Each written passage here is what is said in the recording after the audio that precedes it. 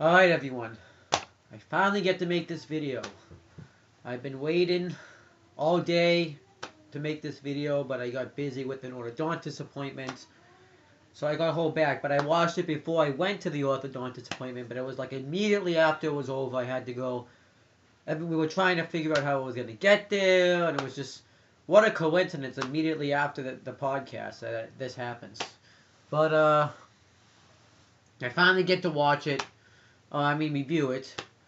Well, I'll give my thoughts out on it anyway. It's not really a review.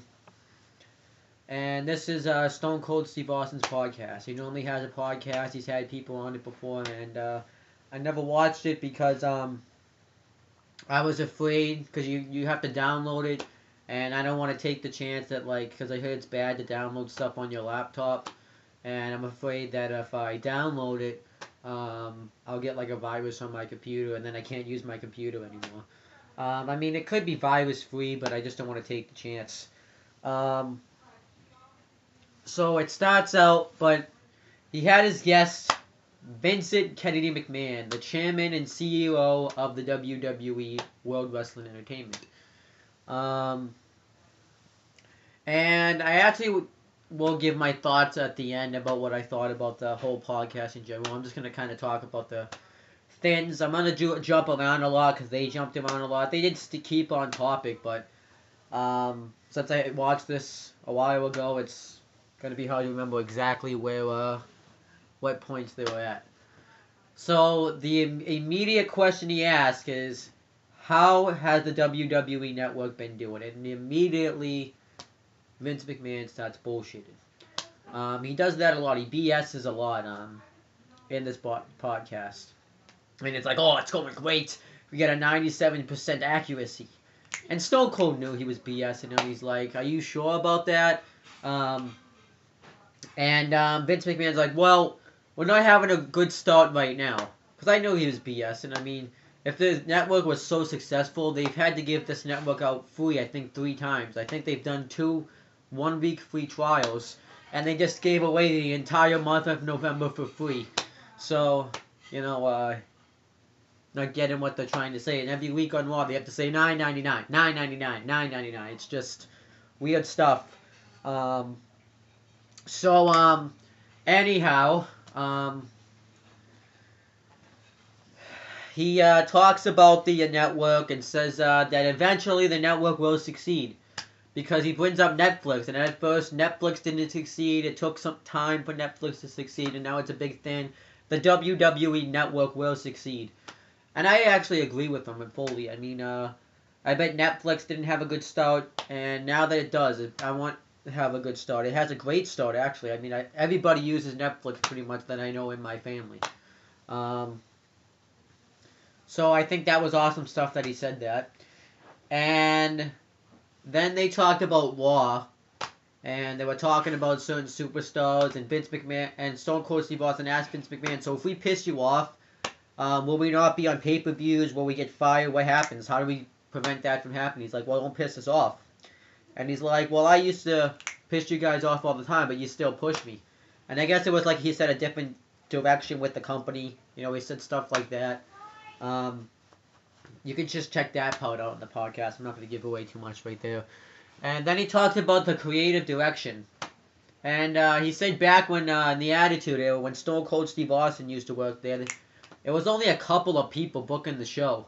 It was just, and Vince McMahon even talked about how it was just him and Pat Patterson. They sit by the pool, and they would just book the show. And occasionally somebody like Jim Ross would come up, and they'd have a lot of fun doing it. They'd push him in the pool. I thought at first he was just kind of, didn't really happen, but it sounds like it really happened. And then they talked about the story about when Shane McMahon pushed Vince McMahon in the pool, and he got all red, and he kept saying swears, and that was awesome. Yeah, that was awesome stuff. And we found out what happened with Shane McMahon. It cuts out sometimes, and Shane McMahon was one of the points we didn't really find out, but he went on to do other things. He's in Japan doing some stuff. He wanted to take his pursuits and go other places.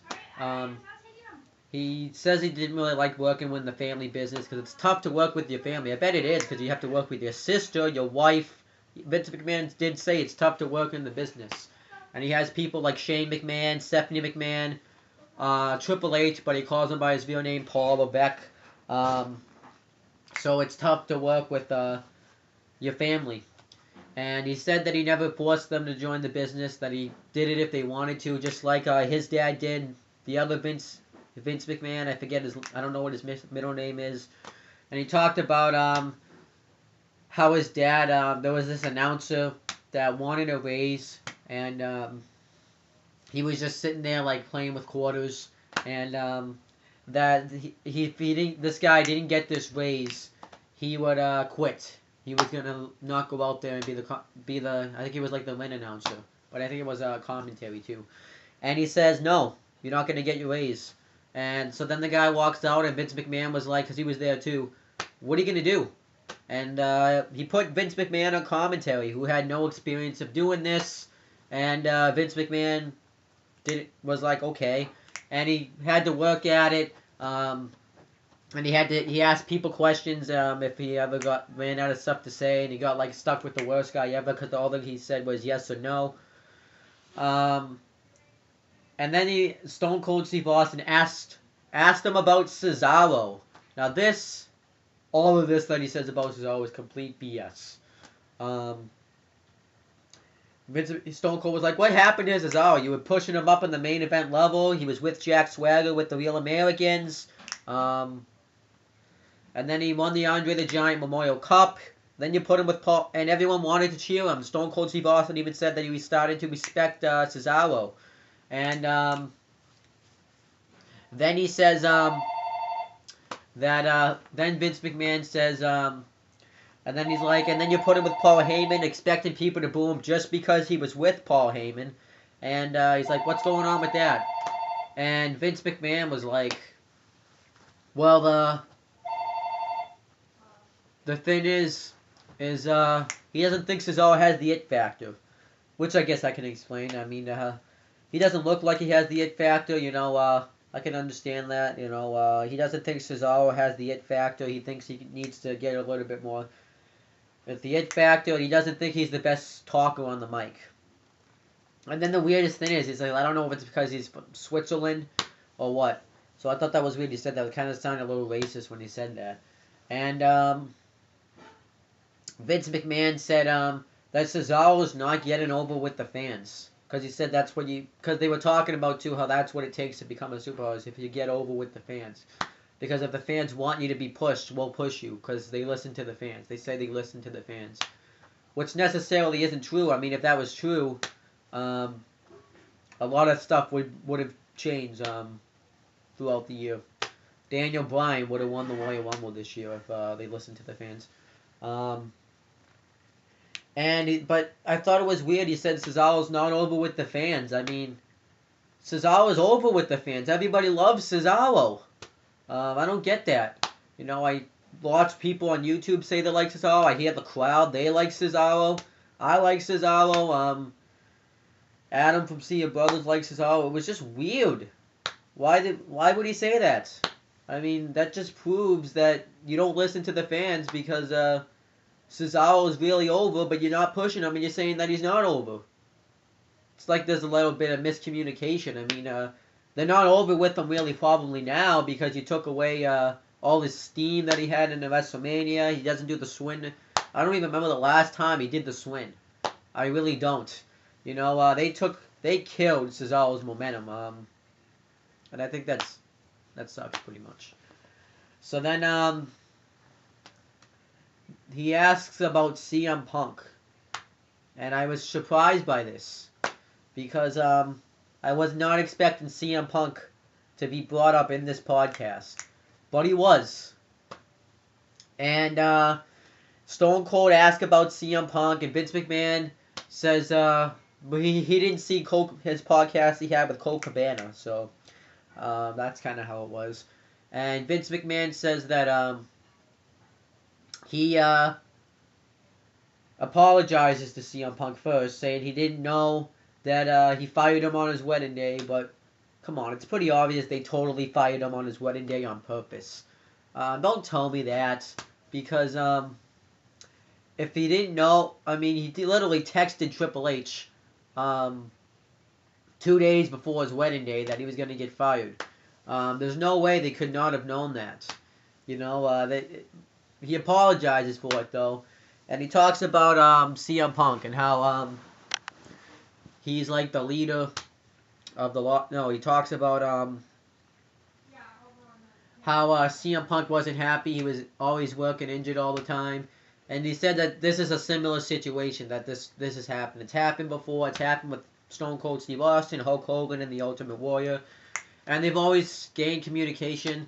And they talk about Stone Cold Steve Austin's walk, you know, how he walked out. And, you know, he wasn't happy with the creative.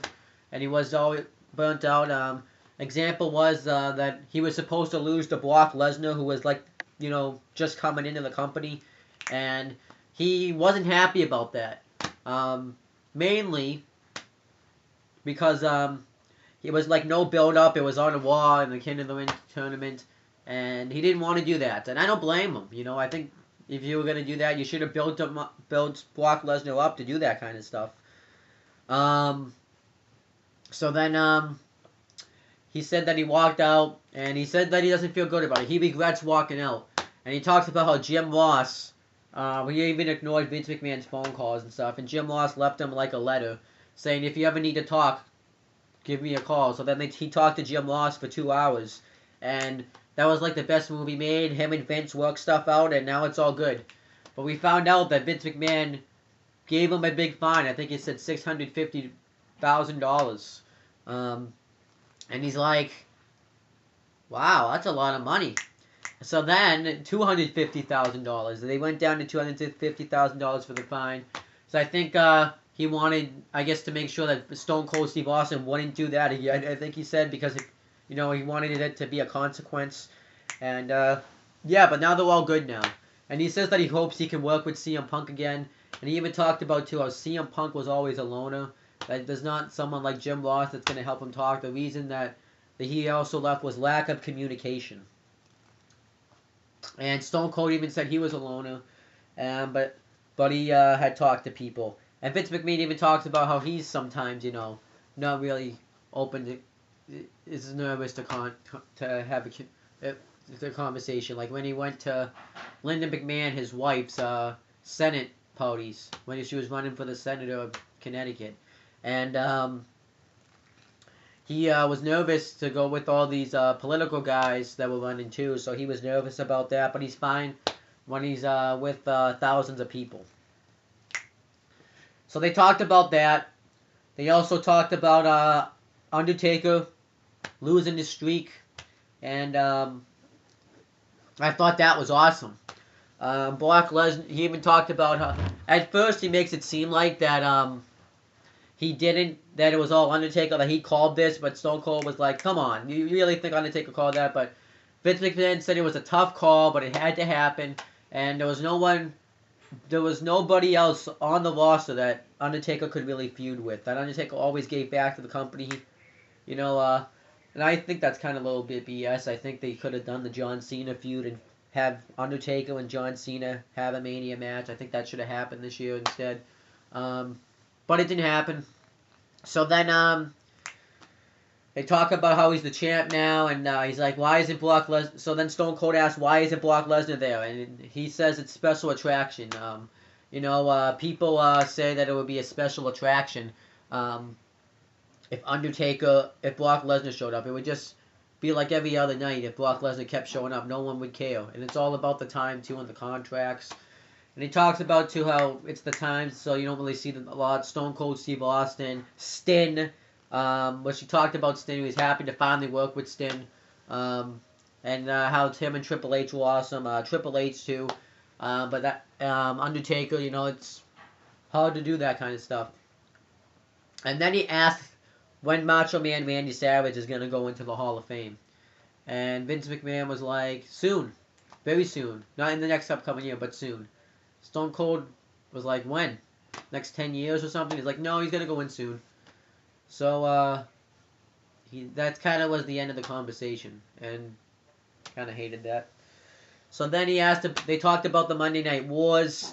And Vince McMahon said that he didn't put WCW out of business. WCW put WCW out of business. Like, all these companies that went out of business, he didn't put them out of business. They put themselves out of business because they were always trying to get the WWF out of business, World Wrestling Federation, and that he wanted them, and they just kind of ruined them for themselves.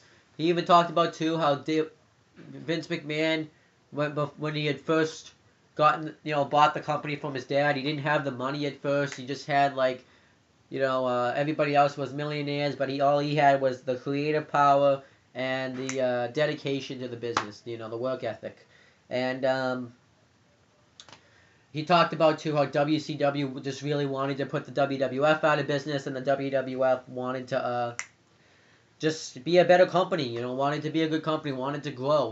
So they just kept competing, and eventually WCW lost. He bought the company, and yeah, that was good stuff. Then what happens? They talk about their feud, and I thought that was a nice talk. How they have had great matches in their careers. They had that great chemistry because Vince McMahon knew what Stone Cold's lifestyle like, because he's like Stone Cold on the inside. Talk about how when he took that bump off the cage, and he bounced his head, and at first the table didn't break, so he like got this big bruise from when the table didn't break.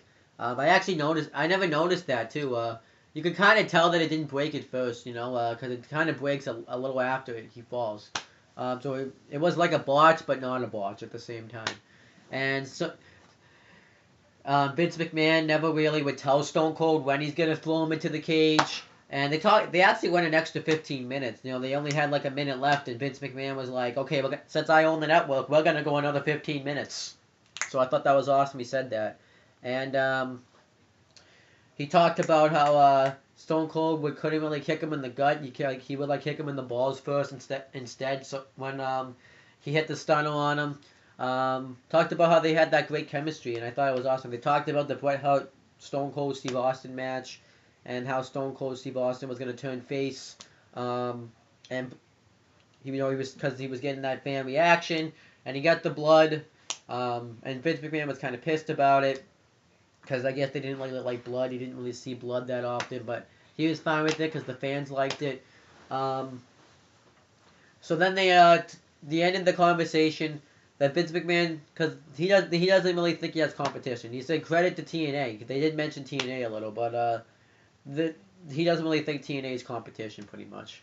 So then Vince McMahon's like, well, we are in competition. We're in competition with every other TV station out there, like football, Disney, all that stuff. And, we want to be better than that competition. So we find out that they actually are. They try to put on the best product that they can. And he asked when he's going to hang it up, and he says that he's never liked wrestling as much now. And that was kind of it. They kind of ended it. And I thought it was good stuff. I like this podcast. What I liked about this podcast better than the Colt Cabana's CM Punk's podcast was it felt like Stone Cold Steve Austin was... When Colt Cabana and CM Punk were talking, it felt like they were just kind of having a conversation between two friends. Stone Cold Steve Austin was actually interviewing Vince McMahon. He was asking him follow-up questions, like when he said that the companies bought themselves out. Well, he was like, well, how did the companies buy themselves out? He would ask all the tough questions. I didn't expect him to really ask about these tough questions, and I thought it was awesome that he did that. So, yeah, it was a good interview. You can definitely check it out. I definitely suggest you do. I don't know if you can download it off the Stone Cold Steve Austin podcast, but if you have the WWE Network, which I don't know why you wouldn't. I mean, you get to see stuff like this. You get to see the Monday Night Wars, all that stuff. Definitely check this out, but if you don't, then you're screwed. You can't see this at all. So if you want to get the WWE Network for like a day, get it for this. But that's pretty much it, guys. I'll be back later on to do another video. See you later.